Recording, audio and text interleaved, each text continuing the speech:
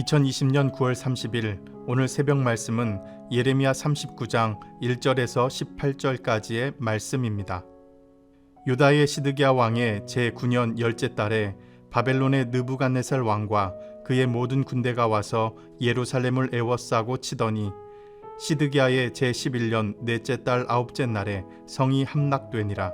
예루살렘이 함락되매 바벨론의 왕의 모든 고관이 나타나 중문에 앉으니 곧 네르갈사레셀과 삼갈레부와 내시장 살스기민이 네르갈사레셀은 궁중장관이며 바벨론의 왕의 나머지 고관들도 있더라.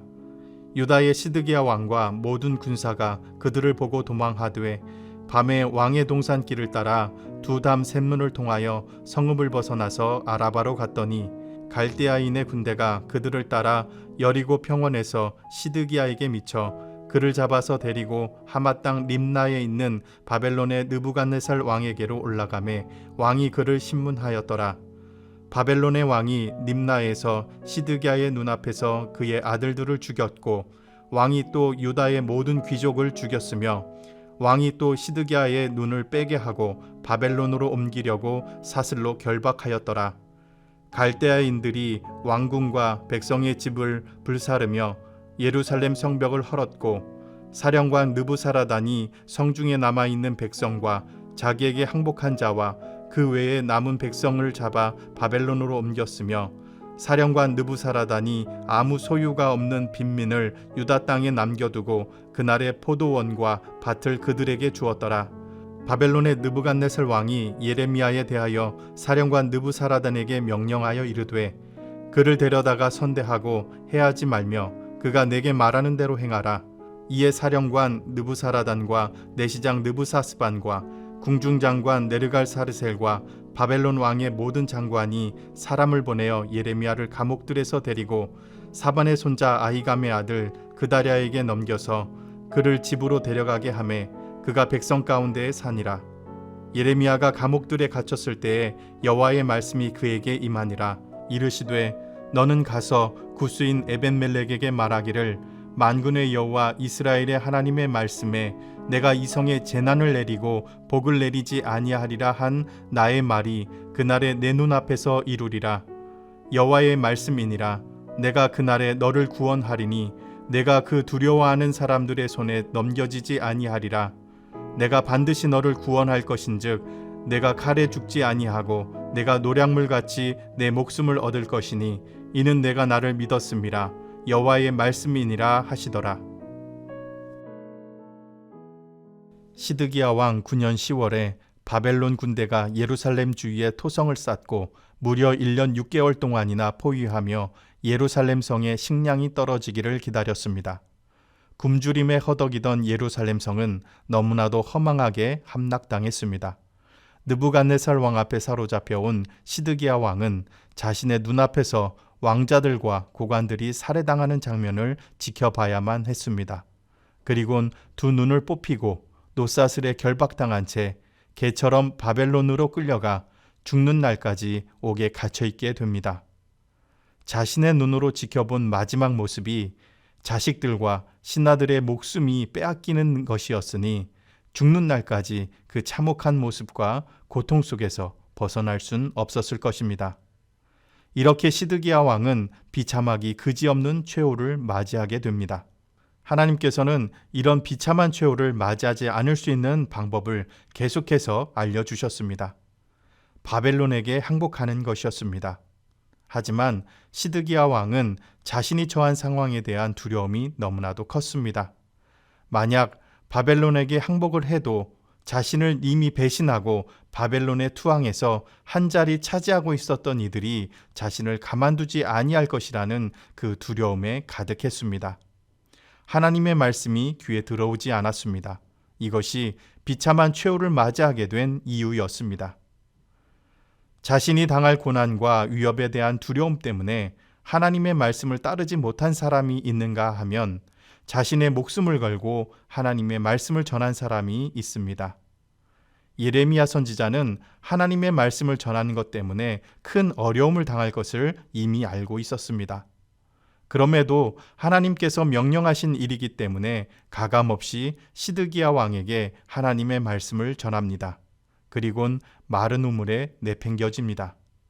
이 상황을 지켜보고 있었던 구스 사람인 넷시 에벤멜렉이 시드기야 왕에게 탄원하여 예레미야를 마른 우물에서 꺼내줍니다. 하나님은 예레미야 선지자에게 이렇게 말씀하십니다. 에벤멜렉에게 이렇게 전해라. 내가 나를 믿었기 때문에 반드시 너를 구원해 주겠다 라고 말입니다.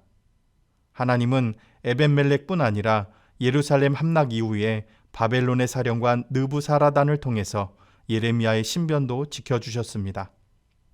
하나님께서 내밀어 주신 구원의 손, 그 보호의 손은 바로 적군의 손이었습니다.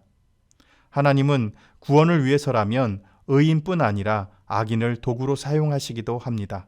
하지만 그 악인도 하나님의 심판에서 자유로울 순 없습니다. 구원은 오직 하나님을 믿는 자들에게 주어지는 것입니다. 하나님을 믿는다는 것은 하나님의 말씀을 듣고 따르는 사람입니다. 지금 한국교회와 그리스도인의 상황은 시드기야의 때와 다르지 않아 보입니다.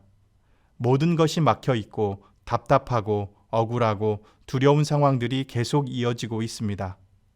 억울함을 호소하기 위해서 감정을 앞세울수록 어려움과 오해들이 더해지는 경우들도 많이 있습니다. 이럴 때일수록 우리의 힘이 아닌 하나님의 힘을 믿어야 합니다. 우리의 지혜로 이해가 안 될지라도 하나님의 지혜를 의지해야 합니다. 우리의 기대와는 다를지라도 하나님의 방법이라면 순종해야 합니다. 모든 것이 풍요로워야 할 추석 연휴를 우리는 근심과 걱정, 두려움을 안고 맞이합니다. 이럴 때일수록 우리는 내 자신의 생각과 감정을 잠시 내려놓고 하나님의 말씀에 귀를 기울여야 합니다. 코로나19 때문에 서로 힘들고 고통스러워하고 있는 상황 속에서 어떻게 하는 것이 하나님의 영광을 위하는 일인지, 그리고 어떻게 하는 것이 나와 내 가족을 지키는 일이고 우리의 이웃을 사랑하는 일인지 깊이 묵상하시길 바랍니다. 하나님의 구원은 우리의 두려움 너머에 있습니다. 반드시 내가 너를 구원하리라 말씀하신 그 약속을 꼭 붙잡으시고 마음만큼은 풍성한 추석 연휴를 맞이하시는 복된 성도님들 되시길 간절히 바랍니다. 함께 기도하시겠습니다.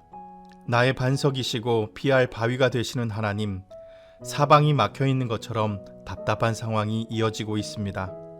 모든 것이 풍성해야 할 추석 연휴를 맞이하고 있지만 여전히 무거운 마음을 내려놓을 수가 없습니다. 사회적으로 피로도가 누적되어 작은 일에도 예민하게 반응하기 때문에 매 순간마다 무슨 일을 어떻게 해야 할지 막막하기만 합니다. 주님, 이렇게 어렵고 두려운 상황을 헤쳐나갈 수 있는 참된 지혜를 허락해 주시옵소서.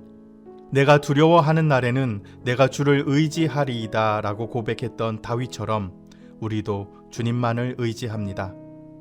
반드시 내가 너를 구원하리라 말씀하신 그 말씀을 의지합니다. 우리의 지혜와 우리의 능력과 우리의 힘으로 감당할 수 없는 일이라도 주님의 지혜와 주님의 능력과 주님의 힘이라면 가능함을 믿습니다. 주님께서 가장 먼저 우리의 마음속에 자리 잡고 있는 불신을 믿음으로 바꾸어 주시옵소서.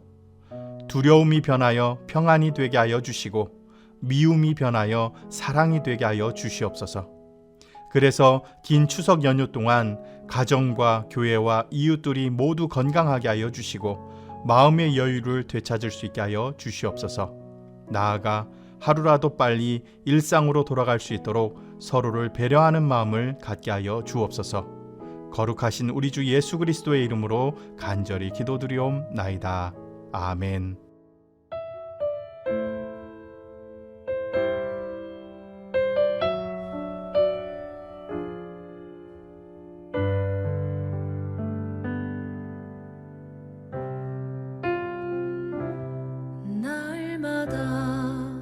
숨 쉬는 순간마다 내 앞에 어려운 일 보내